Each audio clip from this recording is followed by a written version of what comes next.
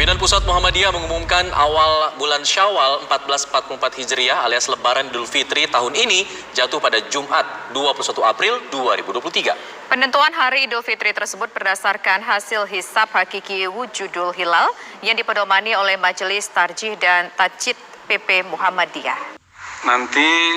Hari Raya Idul Fitri 1 Syawal 1444 Hijriah berdasarkan hasil hisab hakiki wujudul hilal yang dipedomani oleh Majelis Tarjih dan Tajdid PP Muhammadiyah jatuh pada Jumat 21 April 2023. Ketetapan ini sudah terlebih dahulu diumumkan pimpinan Pusat Muhammadiyah meski belum ada dari pemerintah karena menunggu hasil sidang isbat tanggal 20 April mendatang.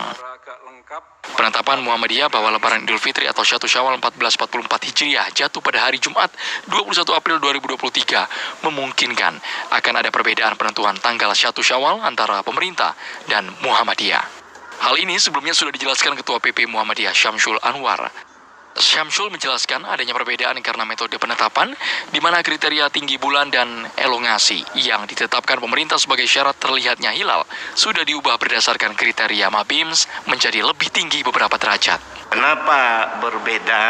Karena menurut kriteria Mabim tinggi bulan sekurang-kurangnya 3 derajat dan elongasi yaitu jarak bulan dan matahari itu 6,4 derajat. Nah, itu belum terpenuhi untuk dapat dilihat. Itu kriteria Mabim untuk hilal dapat dilihat.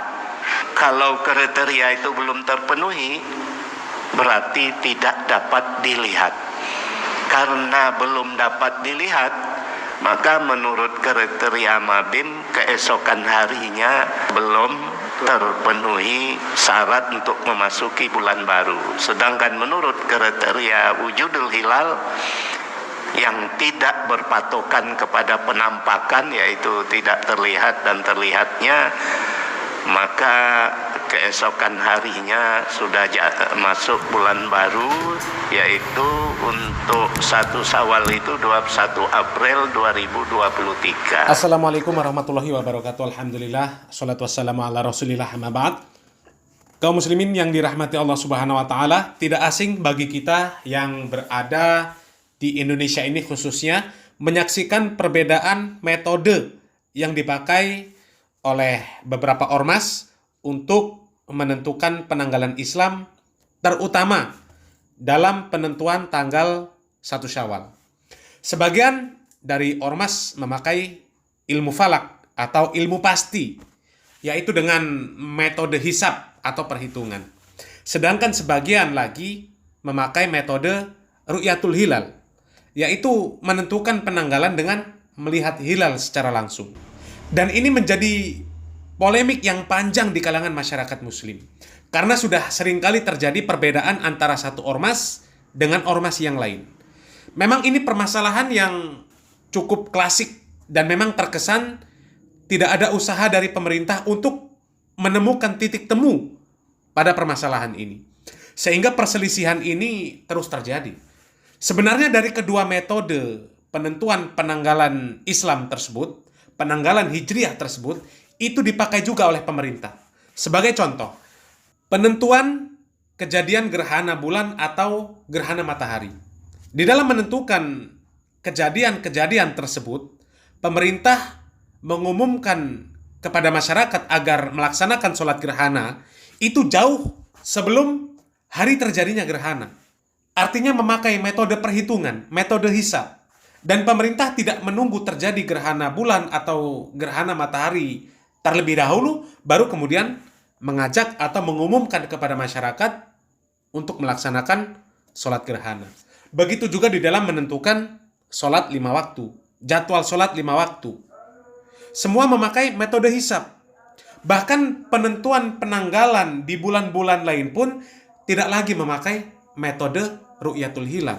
Dan bisa sama kalender yang dipakai antara satu ormas dengan ormas yang lain ketika di luar bulan-bulan tertentu, terutama di bulan Syawal, bulan Ramadan, dan bulan Dzulhijjah. Sehingga di luar bulan tersebut, ini tidak ada lagi perbedaan. Sehingga dengan kondisi yang seperti itu, sebagian masyarakat muslim masih bimbang di dalam memilih mana yang harus diikuti. Terlebih sepanjang pengetahuan kami, ketika terjadi perselisihan penanggalan tersebut, ormas yang menentukan penanggalan dengan metode hisab itu terbukti lebih benar. Terbukti setelah berjalannya waktu kemudian melihat bulan, maka penanggalan mereka yang menggunakan metode hisab ternyata benar dan sesuai. Sehingga sebagian masyarakat itu juga menjadi bingung. Di sisi lain harus mengikuti pemerintah, di sisi lain juga melihat metode yang dipakai oleh ormas Muhammadiyah dalam konteks ini yang lebih cenderung sering kita lihat terjadi perbedaan, perhitungan mereka lebih tepat. Lalu bagaimana sikap kita menyikapi perselisihan yang semacam ini? Maka sikap kita netral. Di sebuah postingannya, Ustadz Arifin Badri, Hafizahullah Ta'ala, beliau mengatakan, yang mau Id hari Jumat tidak usah baper dengan yang Id hari Sabtu. Demikian pula sebaliknya. Karena kekuatan untuk menyatukan umat itu bukan di tangan Anda, akan tetapi di tangan penguasa.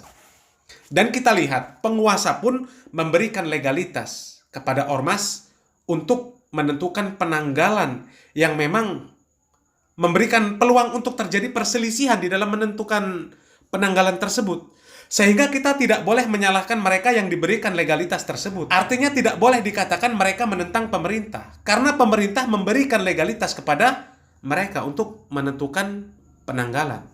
Dan sikap kita sebagai kaum muslimin harus toleransi di dalam permasalahan ini. Dan bagaimana sikap mereka, para alim, di dalam menyikapi permasalahan ini? Simak penjelasan di akhir video ini. Semoga bermanfaat. Barakallahu fikum. Wassalamualaikum warahmatullahi wabarakatuh.